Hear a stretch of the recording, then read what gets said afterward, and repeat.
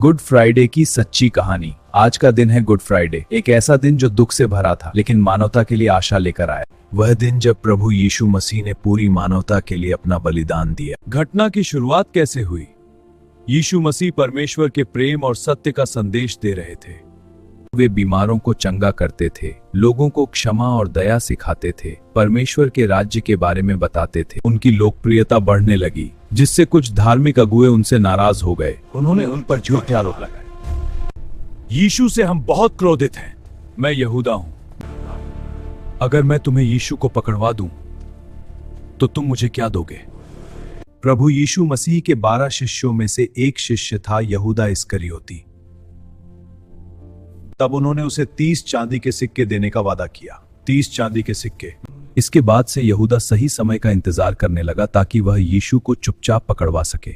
आइए इस पवित्र घटना को बाइबल के आधार पर समझें। गुड फ्राइडे से एक दिन पहले गुरुवार की रात यीशु ने अपने 12 शिष्यों के साथ अंतिम भोज किया। भोजन शुरू होने से पहले यीशु ने एक बहुत बड़ा उदाहरण दिया। उन्होंने अपने शिष्यों के पैर धोए। उस समय पैर धोना नौकरों का काम माना जाता था, लेकिन यीशु ने यह करके सिखाया कि परमेश्वर के राज्य में सबसे बड़ा वही है जो दूसरों की सेवा करता है।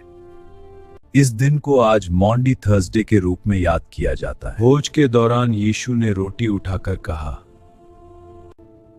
यह मेरा शरीर है जो तुम्हारे लिए दिया जाता है। फिर उन्होंने दाखरस का प्याला लेकर कहा, यह मेरा लहू है जो पापों की क्षमा के लिए बहाया जाएगा। यही उन्होंने बताया कि उनके शिष्यों में से एक उन्हें पकड़वाएगा। सच में तुम में से एक मुझे पकड़वाएगा। प्रभु, क्या वह मैं हूं? मैं तुझसे सच कहता हूं पतरस, आज रात मुर्गे के बांग देने से पहले तू 3 बार मेरा इनकार करेगा। यदि मुझे आपके साथ मरना भी पड़े तब भी मैं आपका इनकार नहीं करूंगा। हम भी यही कहते हैं। भोज के बाद यीशु गेतसमनी के बगीचे में प्रार्थना करने गए। वह जानते थे कि अब कष्ट का समय आ गया है। वहां उन्होंने अपने कुछ शिष्यों से कहा कि वे जागते रहें और प्रार्थना करें। पिता, यदि संभव हो तो यह कष्ट का प्याला मुझसे दूर कर दे, परंतु मेरी नहीं तेरी इच्छा पूरी हो। उसी समय यहूदा सैनिकों के साथ आया। जिसे मैं चूमूंगा वही यीशु है, उसी को पकड़ लेना। और उसने यीशु को पकड़वा दिया।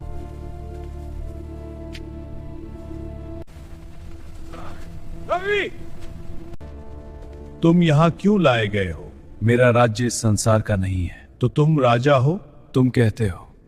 तब पतरस दूर दूर से उनके पीछे चल रहा था। वह महायाजक के आंगन में आग के पास खड़ा था। तू भी तो यीशु के साथ था। मैं नहीं जानता तुम किसके बारे में बात कर रहे हो। क्या तुम यीशु के साथ नहीं थे? नहीं, मैं उसे नहीं जानता। तुम झूठ बोल रहे हो, उसे नहीं जानता। लेकिन तुम उसके साथ थे। नहीं, मैं उस व्यक्ति को नहीं जानता। तभी मुझे प्रभु यीशु की कही हुई बात याद आई। मुझे बहुत पश्चाताप हुआ और मैं बाहर जाकर फूट फूट कर रोने लगा। यह व्यक्ति मेरे पास लाया गया है। मैं इस व्यक्ति में कोई दोष नहीं पाता। लेकिन भीड़ चिल्लाई, उसे क्रूस पर चढ़ा दो। जब यहूदा ने देखा कि यीशु को मृत्यु की सजा दी जा रही है तो उसे बहुत पछतावा हुआ। मैंने निर्दोष का खून बहाने में पाप किया है, उससे हमें क्या?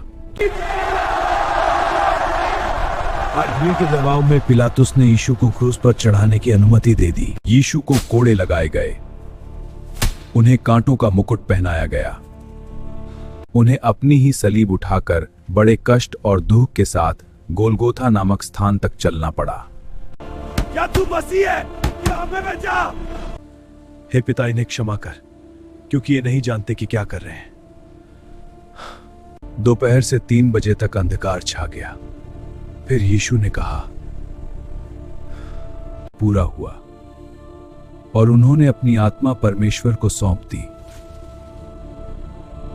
यूसुफ अरिमथिया से उनका शरीर लेकर एक नई कब्र में रख दिया। पत्थर लुढ़काकर कब्र बंद कर दी गई। सैनिक पहरा देने लगे। तीसरे दिन रविवार की सुबह कब्र खाली पाई गई। वह यहाँ नहीं है, वह जीवित है। यीशु मृतकों में से जी उठे, जिसे हम ईस्टर के रूप में मनाते हैं।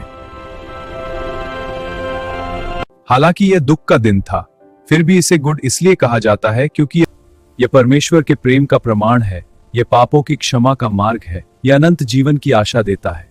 गुड फ्राइडे हमें याद दिलाता है कि सच्चा प्रेम त्याग मांगता है। ईश्वर आपको आशीष दे।